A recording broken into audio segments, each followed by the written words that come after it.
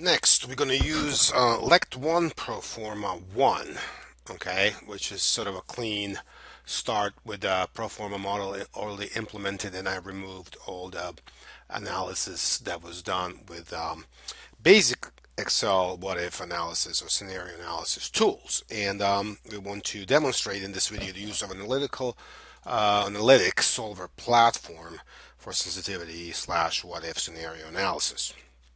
Okay, so first we want to repeat the sensitivity analysis of changing revenue growth rate, this cell over here, from 5% to 15% of increments of 1, which results in 11 scenario, right? If you count 5, 6, 7, 8, 9, 10, 11, 12, 13, 14, and 15 is 11th.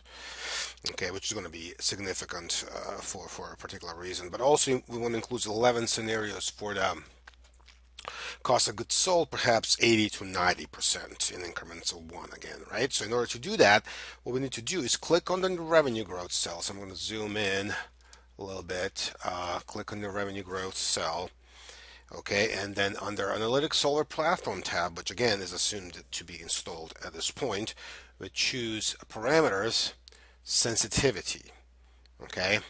We set a lower value to 0.05, the upper to 0.15 with a base of 0.10 that we are used to, okay? All right, so we're going to repeat this for the COGS, cost of goods sold, as well by going and clicking on B4 and under parameters sensitivity, choosing 0.8 for lower, 0.9 for upper, and 0.83, I guess, for the baseline that we had initially there. So for some reason, it seems that the insertion of these functions, you can kind of see them inside here, right? PSI sensitivity parameter, okay, and same here, okay, somehow is messing up the iterative calculations down here. Okay, but if you click, what I found out that if I click on the long-term debt, I recalculated, recopied the whole thing, um, and again, redoing the retained earnings. Somehow it needs to be some of these need to be redone. Then it seems to be working out. So it's kind of weird, but after redoing again the long-term debt, recopying and redoing retained earnings and recopying, it seems to be working. Okay, so then among the three financial variables that we are interested in, right, we're going to pick the long-term debt right here in cell G28 as the key output cell, right? So by clicking on the long-term debt, G28, and then going to the Analytics Solver platform, all right, we pick reports, sensitivity, and parameter analysis. Okay, so what we're going to do, we're going to choose G28 as the resultant cell. Okay, we're going to choose both of these parameters, okay, either both at once or one by one, however you want to do it, as the input parameters. Okay, and then we're going to check the box to vary these parameters independently.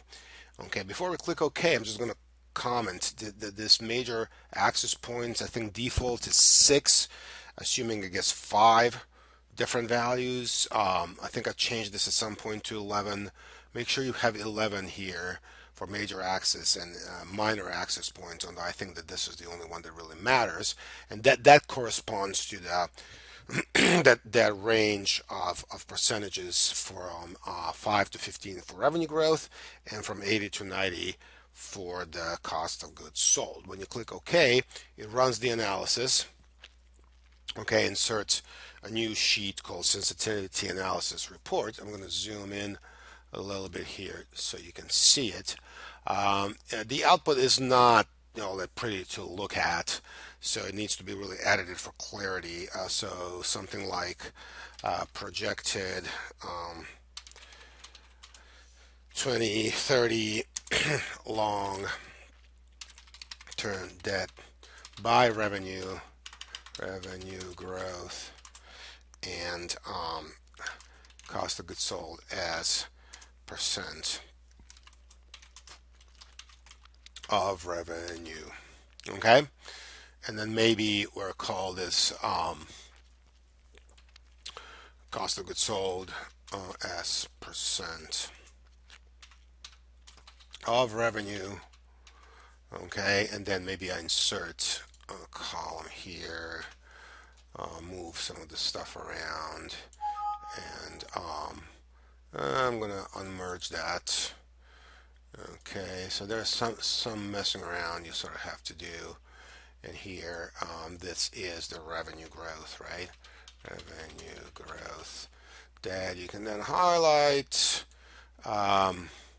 Format cells. Actually, I'm going to just merge and center, and then format cells, and see if I can mess around with it.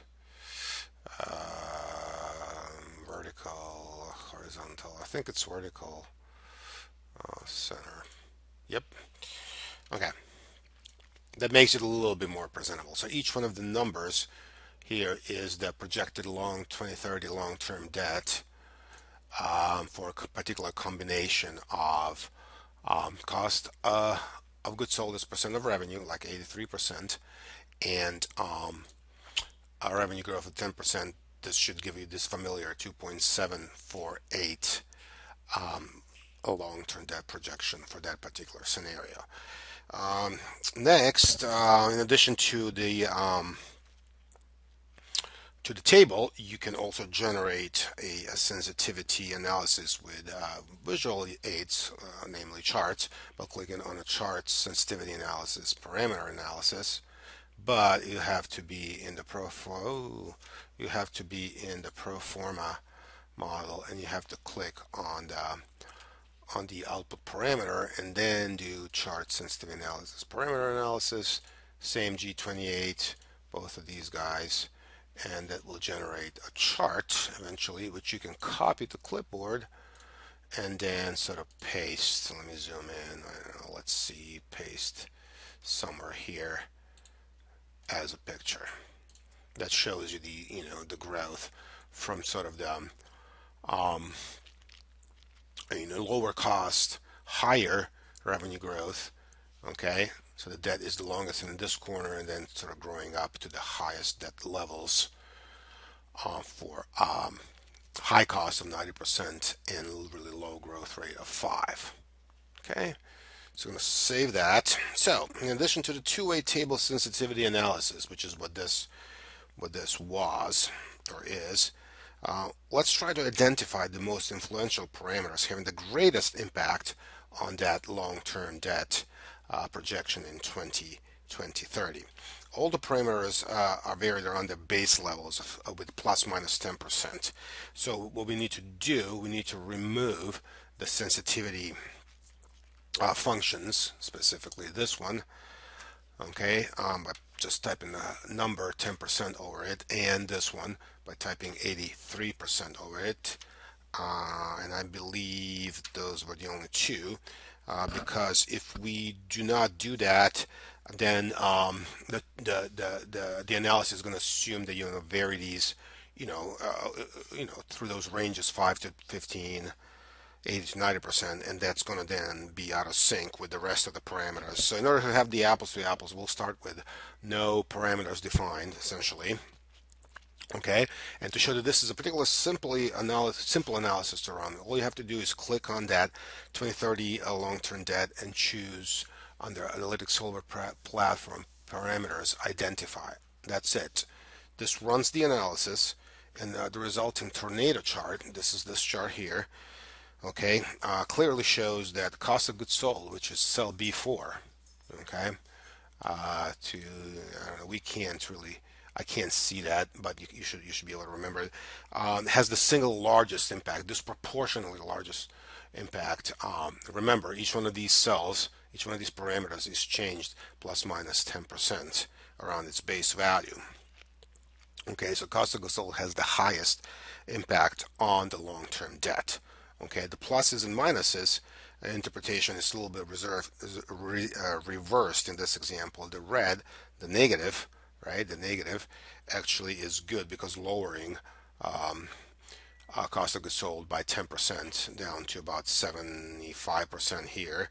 will have a positive impact on lowering the long-term debt, which is G28, to about 1 point, whatever this is, 1.7, 1.75 million, whereas increasing the cost of goods sold percentage up to about 91% will increase the projected long-term debt to about 3.8 million or so.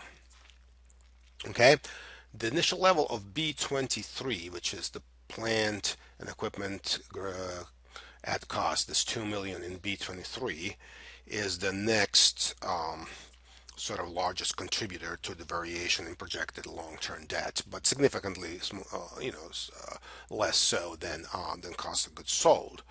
Okay. However, this is a parameter really cannot vary in reality because it's sort of a past figure, considering that 2025 is last year in this analysis, right? But if we could lower it to 1.8, right? So we're starting with a smaller base in the plant and equipment cost, right? That's going to have a positive impact because remember the red is good in this case because it lowers the long-term debt. Increasing it by 10% to 2200, which means 2.2 million, is going to have a negative impact by increasing the debt to about 3 million. Okay, the B7, what's B7?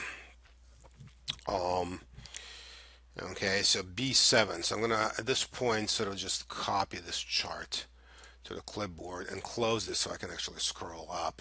And I'm gonna paste it somewhere here on the side, right? Close this so you can see it, and then zoom into the model. So B7 is the next one. Okay, in order of importance. So the current assets as a percent of the revenue. Okay, and then B13 is the initial sales level, right? Which we cannot change, right? The next set of parameters, G9. Okay, most of the next set of parameters, G9, F9, E9, D9, those are the expansion cells here, right? But they have not, not as high of an impact on the G28, which is the projected long-term debt. Also including the B29, which is the common stock level as well, and then finally B8, the current liabilities as a percent of revenue, B30, which is the retained earnings from last year, and finally B6, which is the tax rate.